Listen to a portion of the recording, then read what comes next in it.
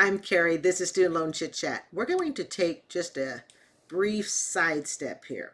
And I found this video about a year ago. So that would be about 2022. And what fascinated me about this video is it's actually by a student loan lawyer. And he basically addresses what about those people who are never going to pay off their student loan? Or it's going to be so many years before they pay off their student loan that they're going to feel like they don't have a life in between. Now, I can tell you that having paid off my, not having paid off, but having my student loan forgiven, okay, I did not pay it off. I paid, the standard 120 months and whatnot, so I was forgiven in 2022, okay. Having that forgiven, all right, I knew that if I had not gotten the forgiveness at 110K and a public school teacher, I was going to retire with my student loan. I just wasn't willing to put off my life, to not have a place to live, to not save for retirement, even though I knew that 15% at least would be drawn from my Social Security check. I was willing to accept that. Then I came across his video, and I think he puts the acceptance that you may have to accept that you have student loan debt, but he does it in such a way that it brings humanity to the situation, and he doesn't seek to blame or chastise you. He just simply says, well, you know what, let's let him say it. Here we go. If someone hasn't done this for you already, let me go ahead and be the first one to tell you this. Sometimes there ain't nothing to be done about your student loans. And I know you want forgiveness because you look at your balance and you're like, I simply cannot afford to pay this loan off and the interest is killing me. Here's the thing, there may not be anything you can do about that. And the only thing you really could potentially do is to go out and vote and hope for a change or demand a change. All right. Again, this will be linked in the description box so you can hear what he has to say uninterrupted. You notice even the background music is calming, okay? But really, when you get down to it, when you get yourself into a financial debt situation that you cannot file bankrupt on, how many people were hoping that the Supreme Court would forgive the 10 and 20,000? How many people were just hoping and praying for that? And the student loans, when someone like Dave Ramsey says, hey, take 100, 200, 300, okay, $1,000 student loan and just, make plans to pay it off in 3, 4, 5 years. It's just not the reality of how we actually live. It's just not the reality. And so we try to vote for change and all of that. And let's remember, student loan isn't about a political party per se, but it is affected by the party in power, so to speak, okay? But when it comes to student loan debt, there is no political party. It hurts everybody. It hurts economically everybody. It hurts individual families. It doesn't matter what political party you are. So we can hope and vote for change, but really it's a universal issue. It's not dependent on party. From your congressperson. Because other than that, there really isn't a lot of relief for you guys. Exactly. The best relief, and the relief that you're basically hearing about now, are people who have either made their public service loan forgiveness payments, the PSLF. Okay, there's that crowd you're hearing about. There's a crowd you're hearing about that went to corrupt schools. All right, years and years and lawsuits and all of that. That stuff is working its way through the courts, and I think most of it's flushed out by now, but I'm sure there's a few lingering, lawsuits out there somewhere. And then, of course, you have the people who have gotten forgiveness because they've already had their debt for 20, 25 years. But again, a lot of that forgiveness is going to turn into an IRS bill. And a reminder, forgiveness IRS bills do not start up again until 2025, which means if you are not a public service worker, and you are able, by the grace of God, to get your student loans forgiven before 2025, there is a IRS forgiveness time frame that goes through 2024, which means you will not be taxed like you would traditionally be taxed on loan forgiveness. Because remember, most states, here in the United States, treat student loan forgiveness as income. All right. But until 2025, there's a grace period that the IRS and the governments are giving people, and that is people who get their student loans forgiven before 2024. This is all part of that moratorium, COVID pandemic stuff, okay? Through 2024. In most cases, people who get their student loan forgiven will not incur the IRS tax bill. Yeah. So basically they're going to be treated the same as people who get their loans forgiven under public service loan forgiveness, because PSLF already has no tax bill when their loan is forgiven. But for right now, that's being extended to almost every other student debtor as well. But the key is you have to get that forgiven before 2025. Call your servicer if you know you're getting ready to get your loan forgiven. All right. God bless you if that's the case. And just say to them, hey, I just want to make sure I'm not being taxed on this because it's being forgiven before 2025. All right. But he is absolutely right. What really can you do? All right. Now, some of you can go out and refinance the debt with a private lender, get a lower interest rate. And we darn well know how hard it is to refinance debt with companies like Sallie Mae. Well, now actually, I want to stand corrected, okay? With companies like Sallie Mae, they'll be happy to refinance the debt because in the end, it'll put you in more debt, right? In the end, it'll put you in more debt, so they're happy to refinance it. They're not going to refinance it in a way that actually saves you money. They'll make your payments smaller. They'll just simply extend the loan. Meaning they will extend the amount of years or months it's going to take you to pay off the loan. And stretch the payments out over a longer There we period of go. time and try to do that. Still, others of you can potentially default on your private student loans and negotiate a settlement from there. I'm not an attorney, so I don't hang out with, clients that would talk about defaulting on their private loans. All I know, and my experience from every story I've read, from every person I've ever spoken to that ever had a private versus federal loan, private lenders, they don't care. They're not going to be there to help you. I think if they help you, that's the exception. I definitely don't think it's the rule. It's the exception. Don't count on private lenders negotiating with you on anything. And if there's going to be negotiation, it might require an attorney to do it. And even then, I don't know if that would sway Sallie Mae much. And there are those of you who work in public service who are banking on getting forgiveness under those programs. And we know what a disaster those public service loan forgiveness programs have been. They are getting better. It really has improved. But you still have to serve those 10 years. But for a lot of you, there simply isn't a path forward to do any of that. You're not working in a public service. Your credit is such that you can't qualify to refinance your loans with a private lender, and you don't have a lump sum, or your balance is so high that you couldn't afford a settlement on the terms that are there. And even if you were to get an inheritance or something, for some people, perhaps my opinion, because this is what I did, I secured the roof over my head. Okay, you get an inheritance and you can either pay off your student loan or you can secure a roof over your head. Okay, loan forgiveness or no loan forgiveness. Even if I had not been on PSLF, I would have used my inheritance to secure the roof over my head, because that to me is the most important. And if that's your case, there may not be a path forward for you. And that can be very hard psychologically to take, that there may not be a path forward for you. Okay? And I think that's that to me is what's so neat about this video, is he's not saying you're lazy. He's not saying you didn't try hard. What he's saying is, look, you know what? Sometimes we just have to accept the situation as it is.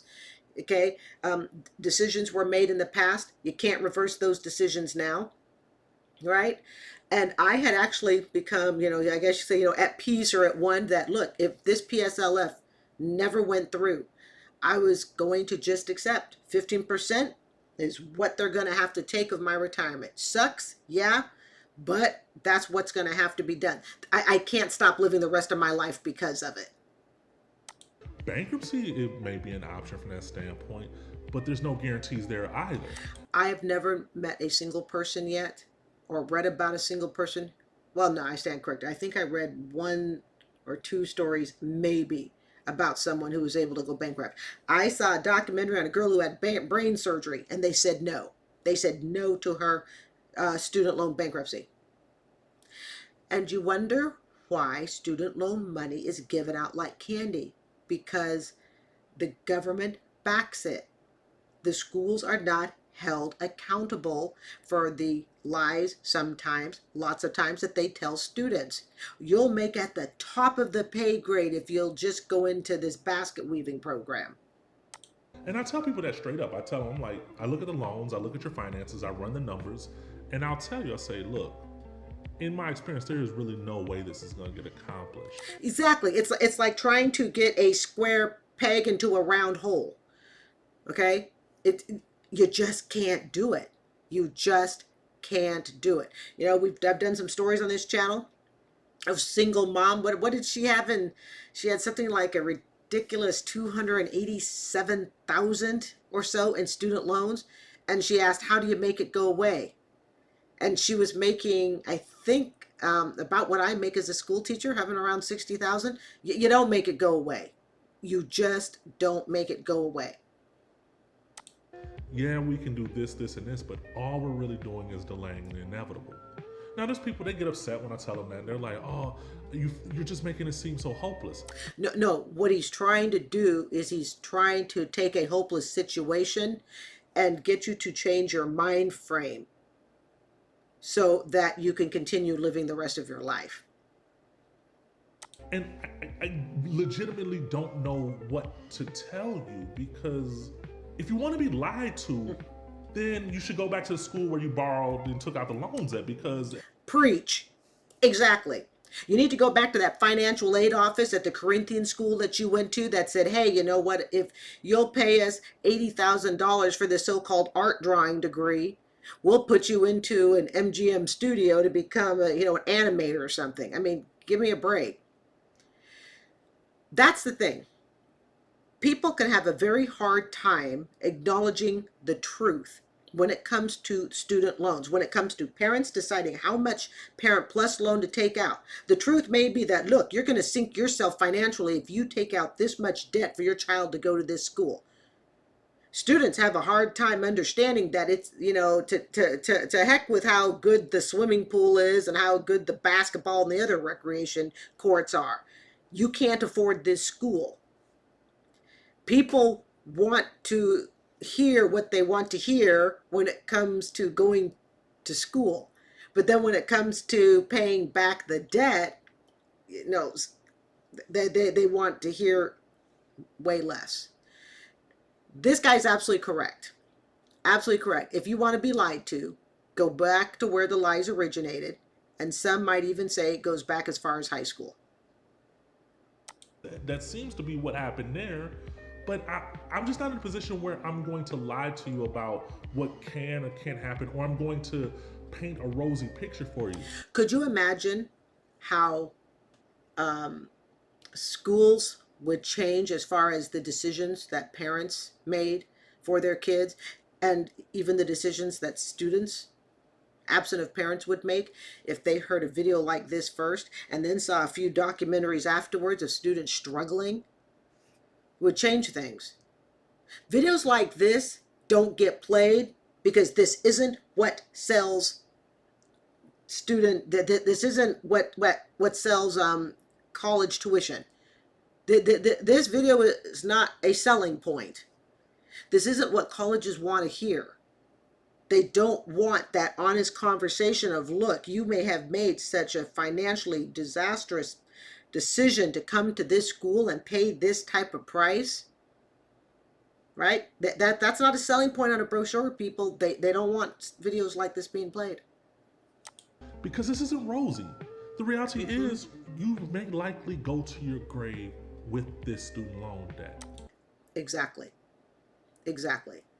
And, you need to get to the point where you psychologically stop beating yourself up for it. That's how I feel about it. You need to get to the point where you stop psychologically punishing yourself and instead you start living. Even though my debt was forgiven, okay? And I admit that. I was at the point, remember, I had this debt for 18 years. I was already at the point where, well, if they don't forgive it, I'm just going to the grave with it. It is what it is. And that's scary. But it's the reality of it. And the sooner you come to grips with that, the sooner you Yes. can move on beyond that and say, okay, what do I need to do? Because to be honest, if you have federal student loans, I'm not sure how much of a life it's stopping you from living, right? Like, I still managed to get a condo with student loan debt, right? Modest condo, but I got one. I was still able to lease a car with student loan debt. Toyota Corolla, and I literally walked into the dealership and I said, give me the cheapest car to lease. I just love leasing cars. Okay, if you've watched anything of this channel, I love leasing cars. I started doing it. 2 leases back, and I'm going to do it for a third time. It's a treat. I enjoy it. Okay. Um, I did all that, right? I still did all that. And again, I'm aware that my student loan was up for PSLF. But even at the time that I bought the condo, at the time that I leased the car, I was holding on to a $110,000 student loan.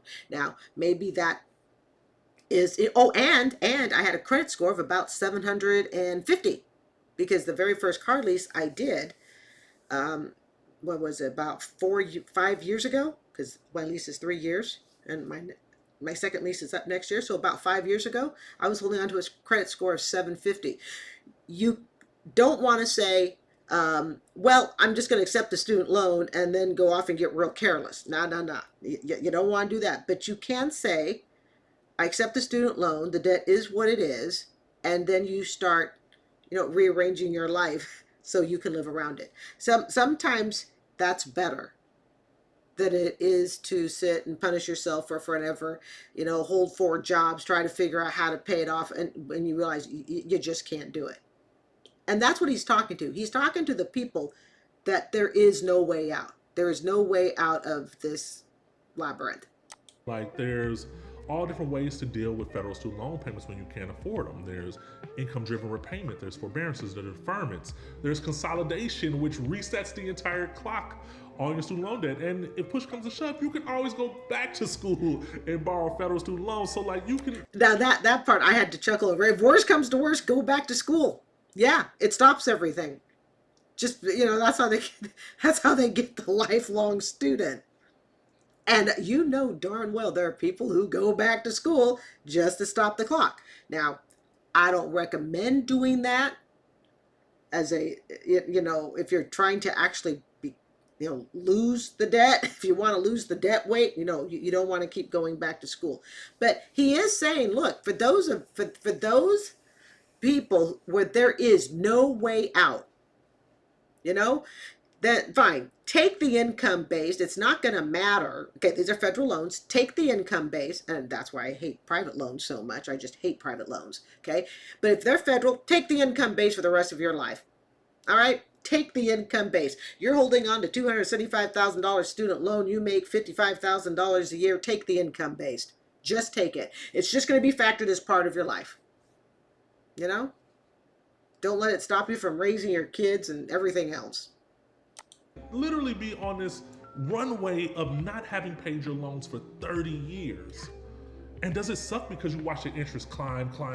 Yes, it sucks. Yes, it does. And it kind of psychologically plays that little mind game. Okay, can't use the naughty word, but it kind of does play with your mind a bit. All right.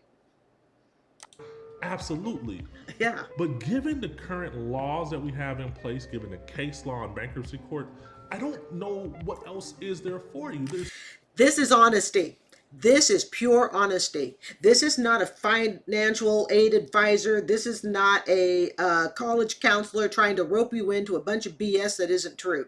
This is pure honesty. This is somebody saying to you, look, I, as an attorney, can't help you through this. I can try to help you, maybe consolidate. I can help you with some of the paperwork that will allow you to move through the process, maybe a little bit easier. But as far as coming into my office and saying, hey, like that lady that I did the reaction to a few weeks ago, okay? I have a $258,000 student loan. How do I make it go away? Okay, this is honesty. You don't make it go away. You can't. You don't earn enough. You can't work enough hours. And let's remember, working a lot of hours can make people sick. I was in my 20s. I was working between 60 to 80 hours a week. I got sick after about 4 or 5 months, and by the 6th month, I had to stop. Just because people are young, we older adults need to realize we can't just keep telling them to work longer, work longer, work longer. Okay, we have there are people of all ages that have medical reasons, psychological health reasons. They can't just keep working. And I think it's sometimes older people, okay, and I'm 56, all right, but I think sometimes older people forget, we just assume that these young folks that have taken on all this debt, that they can just worky till it's all paid off. Not all young people can do that. Not all of them can physically do that. Not all of them can mentally do that. Okay. And I remember being in my 20s when I had my bankruptcy with my credit card. Well, damn, if I didn't try to work more and more hours till I got to 70, 80 hours a week. And like I said in an earlier video, this is before the days before Alexa. Okay. I had to put a note literally by my alarm to tell me, was I waking up in the morning or evening? I was that sleep deprived. I was so sleep deprived. Getting off work at 11 p.m., come home, barely have anything to eat because I was so tired, crashed up again 5 hours later to do another 18-hour shift. We can't just tell young people to keep working like they're robots. That's just how I feel about it. And I think at times we just think, well, young people, you took on the debt, so you just go pay it off. Not all of them can. And for some of them, it might even be life detrimental if they tried. Yeah, I see that. I see it. There just simply isn't a path out of this. But that's okay for many of you because it's really not going to stop you from living the life you want to live.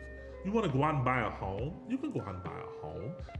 Yes, it may be more difficult because you have to factor in your debt to income ratio and things of that nature, but those are just numbers that can easily be manipulated a lot of times to qualify for the program. I see it happen all the time. I literally have a client out in Maryland. She owes like $400-something thousand. $400,000. That's a lot. But we've seen stories like this, right? We've seen stories like this. And she's going to go ahead and qualify for a mortgage. And you're like, oh, $400,000 in student loans, she should have these huge earnings. It don't work like that. I got people that... And don't forget, when I got my condo mortgage, I sure hope my mic is on. Hold on just a second. Okay, I think it is on. Okay, so when I got my condo mortgage, they just basically looked at 1% of my income. I mean, excuse me, they took my student loan and factored in 1%. So I had $100,000. They just took that and figured, well, okay, her student loan is about $1,000 a month, and they worked from there. They did not care what the income based was because those numbers can fluctuate. So I think a lot of mortgage companies, and I've even read about it too, a lot of them, maybe not all, but a lot of them are using basically the 1% rule. Okay, we take 1% of your student loan debt, and we factor that as part of your DTI, debt to income ratio. Oh, $800,000, and they're on their retirement pension. They don't make any money, right?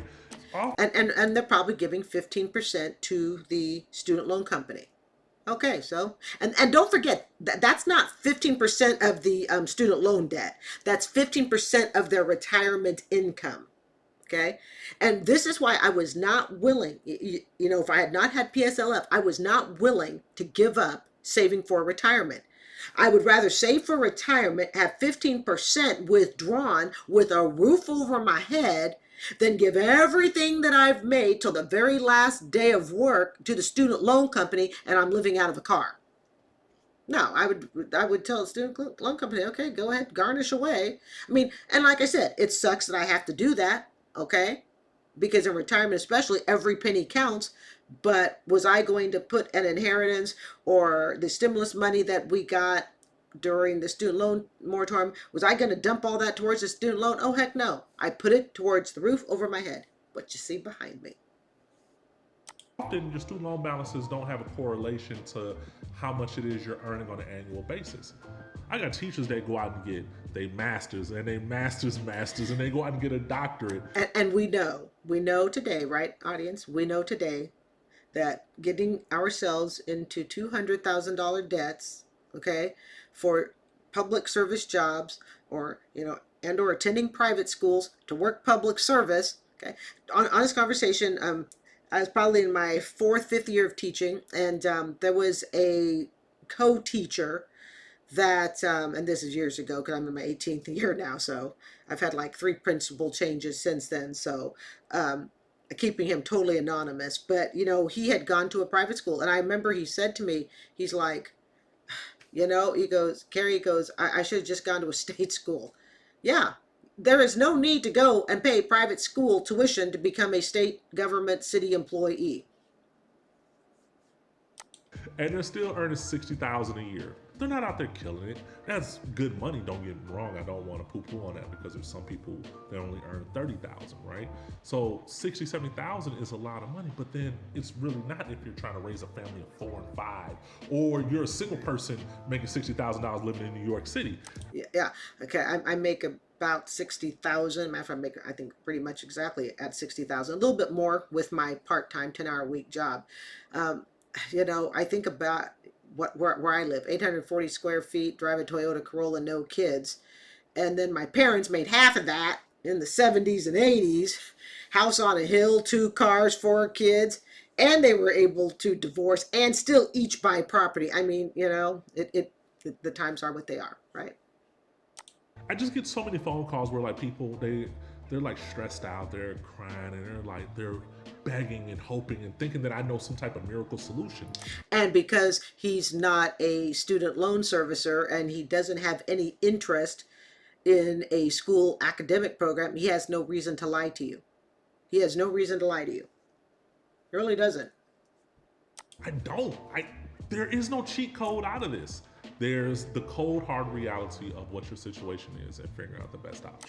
And as he said earlier, the sooner you can accept that cold, hard reality, or let's just say the sooner you can accept that reality, the sooner you can start living again. Yes, even with that ball and chain student loan behind you. Now, if you want someone to shoot it to you straight, reach out to me. I'll talk to you. I'll look at your situation, figure it out, and I'll say, here's what we need to do. Here's what can happen. Here's what's likely going to happen. Here's what likely won't happen. And I think, like he said earlier, in this case, you know what? If he can help you take your debt, even if you have to have an increase in the overall balance, if you know you are in a, I hate that we use the word hopeless, but for our all intents and purposes, okay, you know that your age, your income level, the years you have left to work, you know it's a hopeless situation. You know what? Darn it all anyways, you know what I say? Take it and spread out those payments to lower the monthly balance. Spread them out, refi. Matter of fact, I would recommend refining before I would recommend going back to school. If I had to pick between refi the loan, even though it's going to stretch it out, but it lowers the monthly payments, or have to go back to school to do it, I personally, I would do the refi. And you can take that as a grain of salt, right? Like there's other people out here that supposedly do this. So if you want a professional opinion, reach out to me. And you want someone to shoot it to you straight, reach out to me. But if you want someone to blow smoke up your ass and I like this make guy. pictures more colorful and rosy than what they are, Yeah, go to a really expensive private school, all right, and tell them you want to tell them I want an art degree, something that's going to put me at Disney Animation Studio. They'll be happy to sign you up. I'm not the guy for you. Don't call me. Call somebody else. All If right. someone hasn't done this for you already, let me. All right, I'm gonna go ahead and blow this up. Give me just a second. Get my mouse to behave. All right, I normally keep the camera in the bottom right, but in this case, I wanted to get it out of his way since he was sitting still.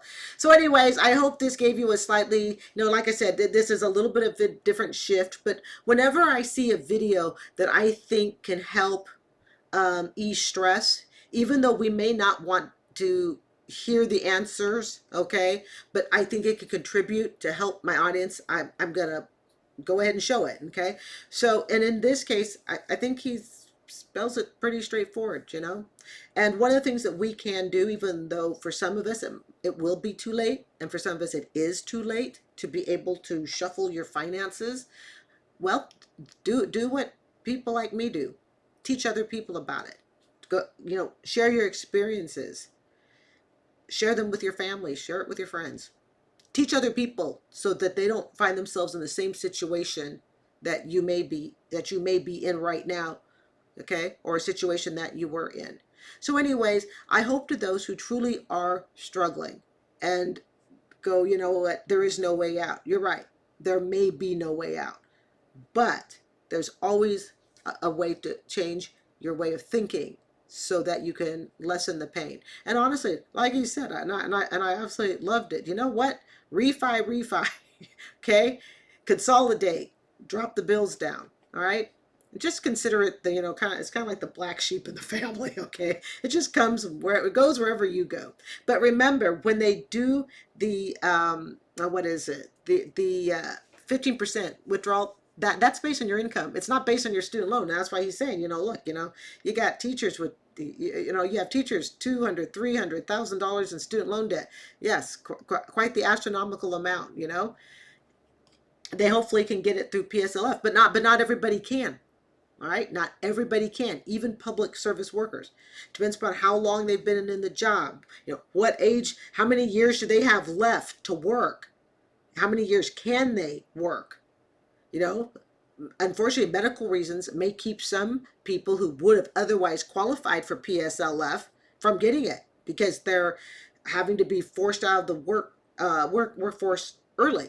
So you can't count on PSLF till you've actually got that letter. It says zero balance and you're free. Until then, you simply work and manipulate it the best way you can. And of course, drop me a line if I can give you any assistance in any way with your FAFSA or whatnot. I'll see what I can do for you. All right. I hope this was useful to at least one person and it gives you some sense of peace. And that was the goal of showing this to you. I'm Carrie. This is Student Loan Chit-Chat. I want to thank you so much for joining me this evening. And I do hope you will consider subscribing. I'm going out my bangs, by the way. So they're just driving me nuts. I feel like a sheepdog because, I'm going out my bangs, so I'm trying to keep them pushed out of the way. But anyways, I do hope you will consider subscribing, and I want you to have a great day. Bye.